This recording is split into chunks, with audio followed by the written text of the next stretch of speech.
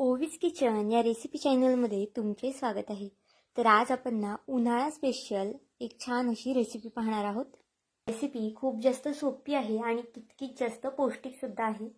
ही recipe ना तुम्ही आठवड्यातून 2 ते 3 वेळा आरामात कराल, कारण की अगदी बनवायला झटपट आहे आणि खायला म्हणाल ना तर अगदी अप्रतिम लागते। त्यामुळे प्रत्येकाने ही रेसिपी केलीच पाहिजे। तर चला थोडाही वेळ न घालवता लगेच रेसिपीला सुरुवात करूया। आता या रेसिपीसाठी ना बघा इथे एक बीट घेतलेला आहे। आता 1 ते 1.5 बीटाचा इथे मी वापर करणार आहे। आता हा पदार्थ ना मी 2 जणांसाठी करते, त्यानुसार इतकं बीट पुरेसं आहे। पण जर तुम्ही जास्त लोकांसाठी करत असाल ना तर एक 3 ते 4 बीट घेतले तरी सुद्धा चालतील। मुलं इतर वेळेस मुलांना बीट खायला दिले ना तर मुलं बीट खात नाही, पण जर तुम्ही अशा पद्धतीने त्यांना बीट खाऊ घातलं ना तर ते नक्कीच मागून मागून तुमच्याकडून हा पदार्थ खातील। आता सुरुवातीला बीट आपल्याला स्वच्छ असं किसून घ्यायचं आहे। त्याची साल काढून छान असं बीट किसून घेतलेलं आहे पहा। बीट किसायच्या किंवा सोलायच्या अगोदरच आपल्याला धुवून घ्यायचं आहे। बीट सोलायच्या अगोदर धुतलं ना की नंतर त्याचा जो आरक असतो ना तो निघून जात नाही। त्यामुळे बघा बीट सोलायच्याच अगोदर इथे मी धुवून घेतलं आहे आणि बारीक किसणीने किसून घेतलं आहे।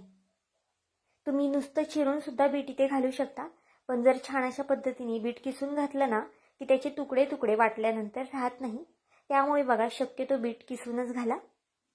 आता यामध्ये ना आपल्याला पोहे घालायचे आहेत। तर इथे मी एक 2 ते 3 मिनिटं अगोदरच पोहे भिजत घातले होते। जर तुम्ही 1.5 बीट घेत असाल किंवा 2 बीट घेतला असेल ना तर त्यासाठी 1 वाटी पोहे लागतील। पोहे छान मऊसूत असे भिजवायचे आहेत, जास्त पाणी घालून। आता मिक्सरचं भांडं छोटं आहे त्यामुळे बघा मी अर्धे पोहे घातलेले आहेत, पण जर तुमच्या मिक्सरचं भांडं ना मोठं असेल ना तर तुम्ही एकदम सगळ्या गोष्टी यामध्ये घालू शकता। आता यामध्ये थोडंसं पाणी घालायचं आहे आणि हे छान असं फाईन पेस्ट याची करून घ्यायची आहे।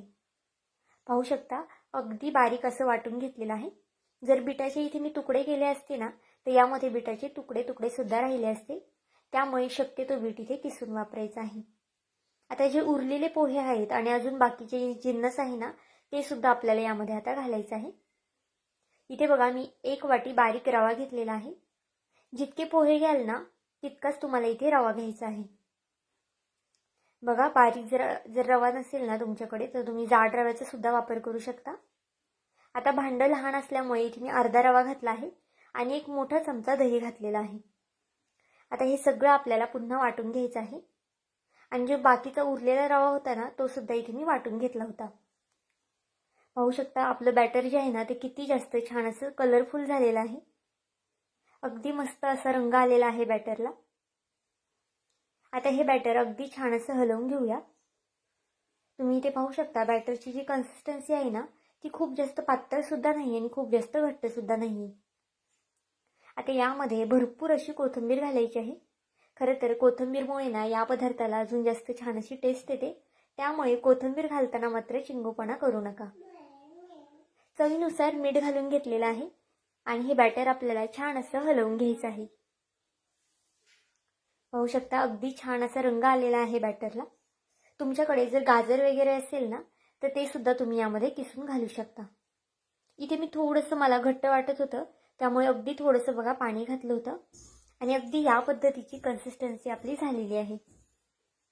आता बॅटर थोडा वेळ साईडला ठेवून द्यायचं आहे आपल्याला आणि यासाठी ना एक छान अशी चटणी करणार आहे मी, ती सुद्धा पाहून घ्या, कारण की ही चटणी यापूर्वी तुम्ही कधीच पाहिली नसेल किंवा कधी खाल्ली सुद्धा नसेल। ही रेसिपी ना तुम्हाला इतकी जास्त आवडणार आहे ना की तुम्ही मार्केटमधून एक 2-2, 3-3 किलो शिमला मिरची आणाल हा पदार्थ करण्यासाठी। इतका जास्त अप्रतिम हा पदार्थ तयार होतो। त्यासाठी बघा इथे मी 3 शिमला मिरची घेतलेली आहेत। आता हा पदार्थ 2 जणांसाठी करते त्यानुसार 3 शिमला मिरची पुरेशा आहेत। आता 1 टोमॅटो आपल्याला बघा इथे लाल असा टोमॅटो घ्यायचा आहे। जास्त अजून लाल असेल ना तो घेतला तरी चालेल, पण माझ्याकडे इथे बघा असा टोमॅटो अवेलेबल होता त्यामुळे मी हा घेतला आहे। आता टोमॅटोला मधनं अशा पद्धतीने चिरा करून घेतलेले आहेत। तोपर्यंत एका साईडला गॅसवरती कढई तापत ठेवलेली आहे। कढईमध्ये 1 ते 1.5 ग्लास इतपत पाणी घालून घ्यायचं आहे आपल्याला। आता गॅस फास्ट करायचा आहे आणि पाण्याला छान खळखळून अशी उकळी आणायची आहे।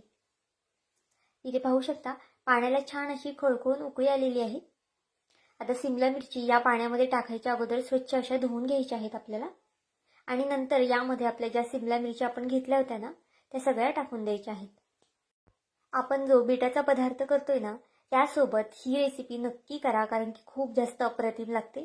पण जर तुमच्याकडे शिमला मिरची नसेल ना तर तुम्ही दुसरी नॉर्मल चटणी केली ना तरी सुद्धा चालणार आहे. आता बघा यामध्ये शिमला मिरची आणि टोमॅटो सुद्धा आपल्याला टाकून घ्यायचा आहे. आता गॅस अगदी मीडियम करायचा आहे आणि मीडियम स्लो गॅसवरती आपल्याला हे 4 ते 5 मिनिटं शिजून द्यायचं आहे. बघा झाकण ठेवून शिजून घ्यायचं आहे म्हणजे लवकर हे शिजलं जातं. आणि गॅस इथे जर तुम्ही फास्ट केला ना तर उकळीमुळे पाणी बाहेर वगैरे येऊ शकतं, त्यामुळे शक्यतो स्लो गॅसच करून घ्यायचा आहे. तोपर्यंत बघा इथे एक लहान आकाराचा कांदा बारीक असा कट करून घ्यायचा आहे. आता इथे एक कांदा कट करून घेते आणि नंतर तुम्हाला दाखवते. तर इथे पाहू शकता छान बारीक असा कांदा कट करून घेतलेला आहे. आता कांदा आपल्याला नक्की कशासाठी लागणार आहे ना हे सुद्धा पुढे सांगते, त्यामुळे व्हिडिओ शेवटपर्यंत पहा, कुठे स्किप करू नका. आणि जर हा व्हिडिओ तुम्हाला थोडा जरी आवडला असेल ना तर नक्कीच व्हिडिओला एक लाईक आणि एक सबस्क्राईब करून घ्या, कारण की तुमचे एक एक लाईक एक एक सबस्क्राईब हे नवीन यूट्यूबरसाठी खूप जास्त मोलाचं असतं. तसाच माझा हा व्हिडिओ तुम्ही कोणत्या देशातून शहरातून पाहत आहात ना हे सुद्धा मला कमेंट करून सांगायला विसरू नका. आता बघा एक 4 ते 5 मिनिटांनंतर आपल्या शिमला मिरच्या सुद्धा वाफळल्या आहेत. अशा पद्धतीने बघा सुरीने चेक करायचे असेल. जर सुरी व्यवस्थित अशी शिमला मिरचीमध्ये घुसली ना की म्हणजे आपल्या शिमला मिरच्या छान अशा मऊसूत वाफळलेल्या आहेत. आणि त्याचबरोबर बघा टोमॅटो सुद्धा छान असा मऊसूत आपला वाफळून झालेला आहे. आता हे आपण एका प्लेटमध्ये काढून घ्यायचं आहे. तुम्ही इथे चिमट्याचा सुद्धा वापर करू शकता किंवा मग अशा पद्धतीने सुरीने काढले ना तरी चालेल. आता बघा एका प्लेटमध्ये हे मी काढून घेतलेलं आहे. आता हे खूप जास्त गरम आहे, त्यामुळे इथे थंड थोडंसं होऊ द्या आणि नंतरच यातल्या ज्या बिया आहेत ना त्या काढून घ्या. पाहू शकता यामधून अक्षरशः वाफा निघतात ते, त्यामुळे इथे थोडंसं थंड होऊन देणार आहे मी अशा पद्धतीने ओपन करून. आणि मग नंतर यातल्या ज्या बिया आहेत ना त्या आपल्याला काढून घ्यायच्या आहेत. नक्कीच एकदा ही रेसिपी करून पहा. थोडीशी मोठी आहे पण खायला म्हणाल ना तर अगदी अप्रतिम लागते. पाहुणेरावळे आले ना नाश्त्याला काय बनवायचं सुचत नाही तर हा भन्नाट असा पदार्थ तुम्ही नक्कीच बनवू शकता, कारण की त्यांनी सुद्धा हा पदार्थ कधीच खाल्ला नसणार आहे. आणि जर ते तुमच्याकडे हा पदार्थ खाल्ले ना तर नक्कीच तुमचे भरभरून कौतुक सुद्धा करणार आहे. आणि ही रेसिपी सुद्धा त्यांना रेकमेंड करा, कारण की त्यांना सुद्धा ही रेसिपी खूप जास्त आवडणार आहे. बघा यातल्या आतल्या ज्या बिया आहेत ना त्या सगळ्या काढून घ्यायच्या आहेत. जर तुम्ही बिया तशाच ठेवल्या ना तर आतमध्ये थोडंसं कडवटपणा लागू शकतो, त्यामुळे शक्यतो जेवढ्या बिया आहेत ना तेवढ्या काढून घ्यायच्या आहेत. हा पदार्थ करताना ना थोडंसं जास्त करा, वाढून करा, कारण की तुम्हाला उरणार सुद्धा नाही, इतका जास्त अप्रतिम हा पदार्थ लागणार आहे. आता खूप वेळा सांगते, कारण की हा पदार्थच इतका छान होतो ना की तुम्ही केल्यानंतर सुद्धा तुम्हाला कळणार आहे. बघा शिमला मिरचीच्या सगळ्या बिया काढून घेतलेल्या आहेत. त्याचबरोबर आपल्याला टोमॅटोचे जे साल आहे ना ते सुद्धा काढायचं आहे, म्हणजे अगदी छान असं हे वाटलं जातं. जर तुम्ही साल ठेवलं ना तर त्याची साल जी आहे ना ती पटकनी वाटली जात नाही, त्यामुळे इथे आपल्याला टोमॅटोची साल सुद्धा काढून घ्यायची आहे. आता हे अजून सुद्धा बऱ्यापैकी गरम आहे, थोडंसं कोमटसर होऊन घेते आणि नंतर हे आपण एका मिक्सरच्या भांड्यामध्ये टाकून घेऊया. बघा सगळी शिमला मिरची आणि टोमॅटो मिक्सरच्या भांड्यामध्ये आपण टाकून घेतलेलं आहे. आता हे आपल्याला छान असं बारीक वाटून घ्यायचं आहे. बघा पाणी वगैरे न टाकता छान बारीक वाटून घ्यायचं आहे, कारण की शिमला मिरचीला सुद्धा बऱ्यापैकी पाणी असतं आणि आपण जर टोमॅटो टाकलाय ना त्यामध्ये सुद्धा बऱ्यापैकी पाणी असतं, त्यामुळे पाणी वगैरे टाकायचं नाही वाटताना. आणि अगदी छान असं बारीक वाटून घ्यायचं आहे.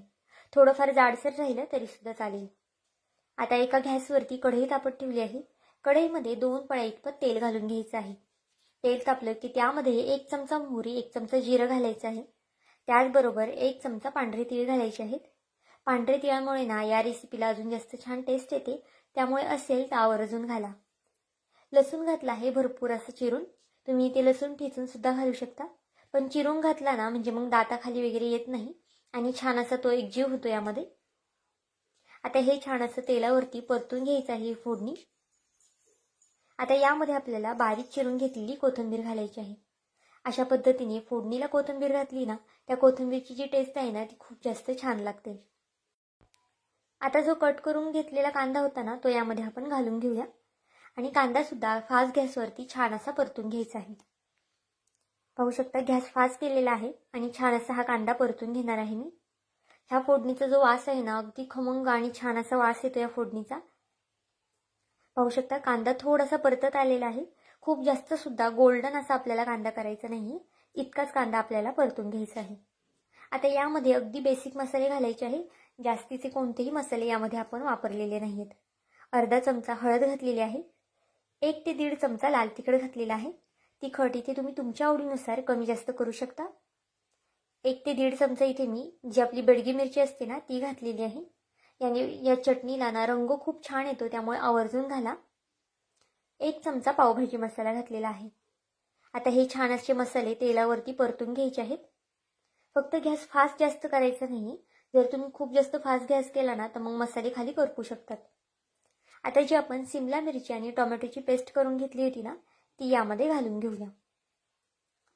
आता बघा हे छान असं तेलावरती परतून घ्यायचे आहे. या चटणीचा रंग पाहू शकता किती जास्त सुरेख असा चटणीचा रंग आलेला आहे. तुम्ही ही चटणी ना चपातीसोबत सुद्धा खाऊ शकता किंवा मग भाताबरोबर सुद्धा खाऊ शकता, डब्यासाठी सुद्धा देऊ शकता आणि कधीही ऐन वेळी सुद्धा ही चटणी तुम्ही बनवू शकता. ज्यांना सिमला मिरची आवडत नाही ना त्यांच्यासाठी तर खरंच खूप जास्त खास अशी ही रेसिपी आहे, कारण की त्यांना कळणार सुद्धा नाही की यामध्ये सिमला मिरची आहे ती. आता चवीनुसार मीठ सुद्धा घातलेलं आहे आणि ही चटणी छान अशी मिक्स करून घेऊया. आता झाकण ठेवून एकदम बारीक गॅसवरती आपल्याला एक 3 ते 4 मिनिटासाठी ही चटणी छान अशी होऊन द्यायची आहे. मध्ये आधी बघा इथे मी हलवून घेतलं होतं आणि 3 ते 4 मिनिटासाठी छान अशी या चटणीला वाफ काढून घेतलेली आहे. पाहू शकता आपल्या चटणीला तेल सुद्धा छान सुटलेलं आहे आणि अगदी चमचमीत चटपटीत अशी ही चटणी तयार झालेली आहे. या चटणीमध्ये ना तुम्ही लिंबू सुद्धा पिळू शकता, म्हणजे खायला अजून जास्त अप्रतिम लागणार आहे. नक्कीच एकदा अशा पद्धतीची चटणी करून पहा. आता यावरती भरपूर अशी कोथिंबीर घालूया आणि गॅस बंद करून ठेवूया. तोपर्यंत आपलं जे बॅटर आहे ना, जे आपण बिटाचं बॅटर करून ठेवलं होतं ते सुद्धा अगदी छान असं फुललेलं आहे. अगदी छान फर्मेंट झालेलं आहे. अगदी 6 ते 7 मिनिटं लागतात बिटाचं बॅटर फुलायला. जर तुमच्याकडे खूप जास्त वेळ नसेल ना तर तुम्ही त्याचे लगेच सुद्धा डोसे करू शकता किंवा मग वेळ असेल तर एक 5 ते 6 मिनिटं हे बॅटर फुलायला ठेवून द्या. आता यामध्ये ना आपण इनो घालून घेऊया. बघा अगदी अर्धा चमचा इतपत इनो घातलेला आहे. जास्त सुद्धा इनोचा वापर करायचा नाही. जर तुमच्याकडे इनो नसेल तर त्याऐवजी खायचा सोडा वापरा. त्याने सुद्धा या बॅटरला अगदी छान अशी जाळी पडते आणि छान बॅटर फुलतं सुद्धा. बघा इनो घातल्यानंतर छान असं हलवून घ्यायचं आहे. अगदी खूप जास्त सुद्धा हलवायचं नाही, फक्त आपल्याला एक 10 ते 20 सेकंद हे हलवून घ्यायचं आहे. अगदी खूप जास्त सुद्धा हलवून नाही घ्यायचं, थोडंसंच आपल्याला हे मिक्स करून घ्यायचं आहे. पाहू शकता अगदी छान असं बॅटर झालेलं आहे आपलं आणि याला बबल सुद्धा छान आलेले आहेत, म्हणजे जे आपण डोसे किंवा मग आप्पे करणार आहोत ना त्याला सुद्धा छान जाळी पडते. आता इथे ना आपण याचे डोसे करणार आहोत, पण तुम्ही हेच पीठ वापरून आप्पे सुद्धा करू शकता, कारण की आप्पे सुद्धा अगदी छान होतात, जाळीदार होतात आणि खायला सुद्धा तितकेच जास्त टेस्टी लागतात. आता बघा पॅनला थोडंसं तेल लावून घेतलं आहे. तेलाऐवजी तुम्ही इथे बटरचा वापर करू शकता किंवा मग तूपचा वापर केला ना तुपाचा तरी चालेल. आता हे बॅटर आपल्याला यामध्ये घालून घ्यायचं आहे आणि जास्त सुद्धा पसरवायचं नाही. बघा अगदी थोडंसं जाडसरच ठेवायचं आहे आपल्याला. जर तुम्ही खूप जास्त पातळ पसरवलं ना तर मग हे खायला इतकं छान लागत नाही. जर अगदी अशा पद्धतीने जाड पसरवलं ना तर अगदी मऊसूत आणि छान फ्लफी होतात हे डोसे. आता झाकण ठेवून बघा हे 1 ते 2 मिनिटासाठी याला वाफ काढून घेऊया. हे डोसे व्हायला ना खरं तर 2 ते 2.5 मिनिटं लागतात, खूप जास्त सुद्धा वेळ लागत नाही. पाहू शकता याची जाळी तुम्ही इथे पाहू शकता किती छान अशी जाळी पडलेली आहे. नक्कीच एकदा हे डोसे करून पहा, तुम्हाला खूप जास्त आवडणार आहे आणि पौष्टिक सुद्धा आहे मुलांसाठी. आता वरनं थोडंसं तेल लावून घेऊया आणि एक साईड याची पलटी करून घेऊया. बघा पॅनला सुद्धा अजिबातच खाली चिकटलं वगैरे नाही. तुम्ही हे डोसे ना तव्यावरती सुद्धा करू शकता, पण तव्यावरती शक्यतो थोडंफार चिटकू शकतं, त्यामुळे शक्यतो पॅनवरतीच करा. बघा खालच्या साईडने सुद्धा छान अशी जाळी पडलेली आहे याला. आता दोन्ही साईडने छान खरपूस रंग येतोपर्यंत हे होऊन दिलेलं आहे आणि मस्त असे हे आपले आप्याचे डोसे तयार झालेले आहेत. तुम्ही कधी यापूर्वी आप्याचे डोसे केलते का हे सुद्धा मला कमेंट करून सांगा आणि नसेल केले ना तर नक्कीच आवर्जून करा. हा पदार्थ खूप जास्त भन्नाट लागतो. बघा या डोशाबरोबर ही चटणी आवर्जूनच करा, कारण की ही सुद्धा अगदी अप्रतिम लागते. अगदी मऊसूत असे आपले हे डोसे तयार झालेले आहेत आणि थंड झाले ना तरी सुद्धा तितकेच जास्त अप्रतिम लागतात. त्यामुळे तुम्ही डब्यासाठी सुद्धा देऊ शकता किंवा मग प्रवासामध्ये सुद्धा अशा पद्धतीचे डोसे करून नेऊ शकता. पोटभरीचे सुद्धा आहेत आणि पौष्टिक सुद्धा आहेत. तर आजची ही झटपट होणारी आणि वेगळी रेसिपी अशी तुम्हाला कशी वाटली मला हे कमेंट करून नक्की सांगा. आणि चॅनलवरती नवीन असाल तर चॅनलला एक लाईक आणि सबस्क्राईब करायला विसरू नका. पुन्हा भेटूया आपण अशाच एका नवीन व्हिडिओमध्ये. तोपर्यंत बाय.